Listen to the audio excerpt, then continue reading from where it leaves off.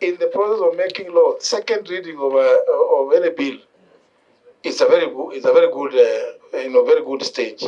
But remember, beyond that one, you have to go to, when you go to committee of the whole house, please, it is within your power, which cannot be taken away by anybody, to propose amendments. And now it would have been very good that Honorable Ariko would be saying, I even proposed an amendment which was defeated, but I was proved right by the court. But if you just spoke about it in committee and in second reading and never proposed an amendment, once it is passed, Attorney General. You are now acting as a speaker. You are coming back to yourself. He was still very new. He did not know the procedure. Maybe next time he's going to propose it. Thank you. But I think it's nevertheless still a valid point that indeed the state law office should at all times be involved in the drafting of any legislation that comes to Parliament. Even though Parliament is still the legal department, but the legal department can only do so much. And I think some of the staff who have introduced themselves here are in the legal department. And I think Honorable Ariko spoke with regard to the provisions of paragraph 8, isn't it? On the apparent overlap, which I had addressed.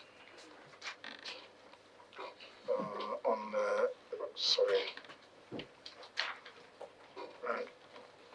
Paragraph 8. This bill takes the interest of each and every Kenyan. It will be very difficult if we are not invested with the wherewithal to make that kind of economic determination, because again, the State Department that originates the bill should be the one to say, and it's not very easy to come up with something that incorporates the interests of each and every Kenyan.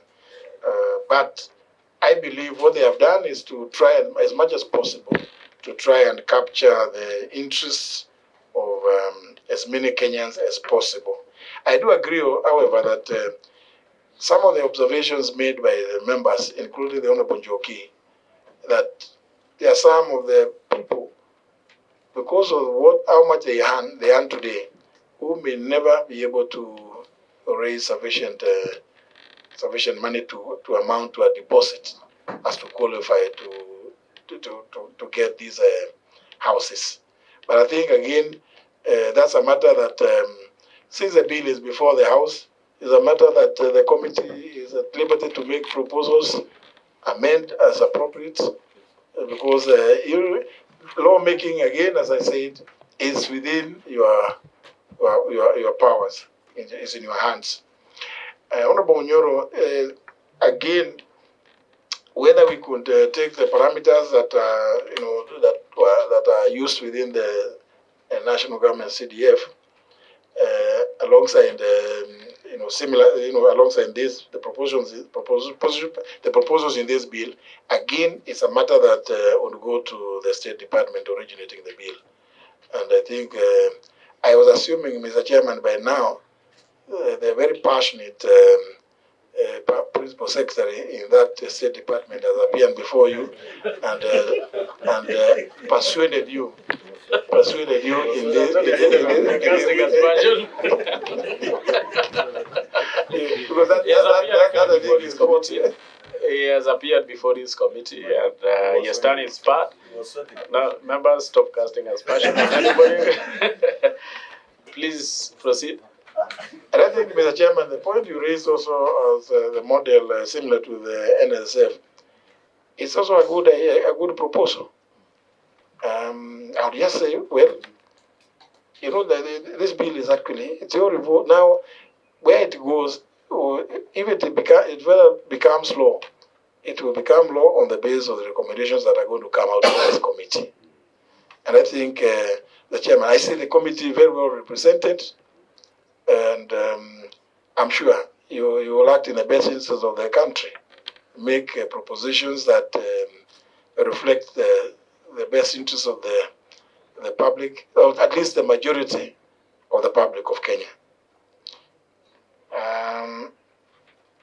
There was an issue raised, is this by Honorable, who raised the issue of the possibility of one person, because of all the provisions of clause 33. Is this McLeod? Yes, Honorable McLeod. Actually, this is a real possibility. I've actually myself thought about it. But, well, listening to those that are dealing with operations, they seem to suggest that the system that is going to be put in place is one that will make it impossible for one person to acquire more than one of the houses.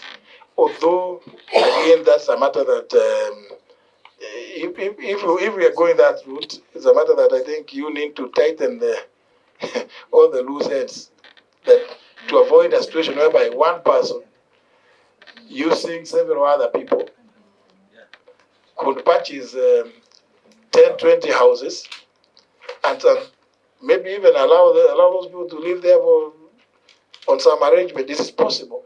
It is possible. I want to agree with you, Honorable McLeod. It is possible that can happen when we have this situation where we say they can surrender or can transfer. It is possible, but again, because it has not become law, it is within the power of the Honorable McLeod to make sure that such an eventuality does not see the light of day. This bill takes the interest of each and every Kenyan. It will be very difficult if we are not invested with the wherewithal to make that kind of economic determination, because again, the State Department that originates the bill should be the one to say, and it's not very easy to come up with something that incorporates the interests of each and every Kenyan. But I believe what they have done is to try as much as possible to try and capture the interests of as many Kenyans as possible. Parliament, of course, makes a lot of amendments. In fact, it is in Parliament where there are a lot of amendments, which is it's a very healthy democratic practice. Once it has been passed by Parliament, it is now left to the judiciary to interpret it. So if the judiciary finds something and to add in an act of Parliament, it is perfectly within their power to interpret and make the statement. But remember, whatever it is they do, they will not make the law. Chairman, it is now apparently clear that this matter will have to proceed to Senate because of the functionality of the Constitution of the fourth schedule. So, Chairman, we continue to require, because, Chairman, we went through public participation, and the public are saying, how do you keep a public land in Baringo, for example, to be constructed affordable housing, and in the long run, that land goes to a private person?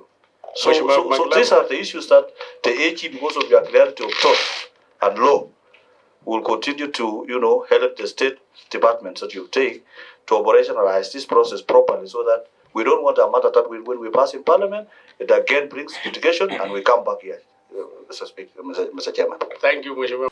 I feel that, there's a multi-sectorial way of approaching things. And I think when we leave here, right, things will happen in different places, from the AG's office, the State Department, the Finance, the Housing Committee.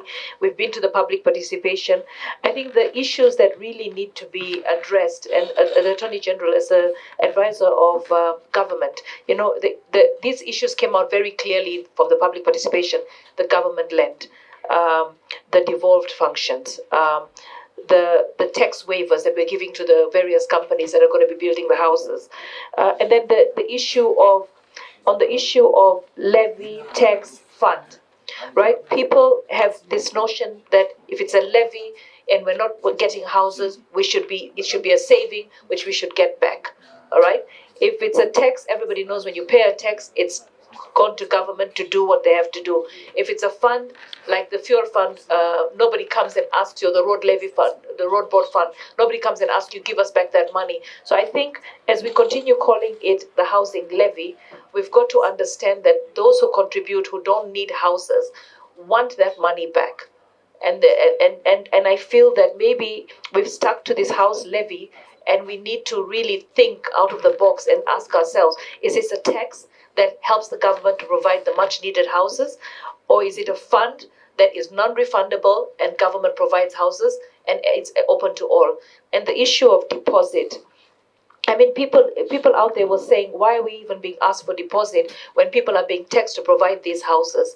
So, as the advisor of government, I feel that some of the things that we've picked on the public participation could inform the legislation, the law, I mean, the drafting of the law, and could also inform the advice to government, so that we don't end up being in court throughout the tenure of this term instead of providing the much needed houses. Thank you.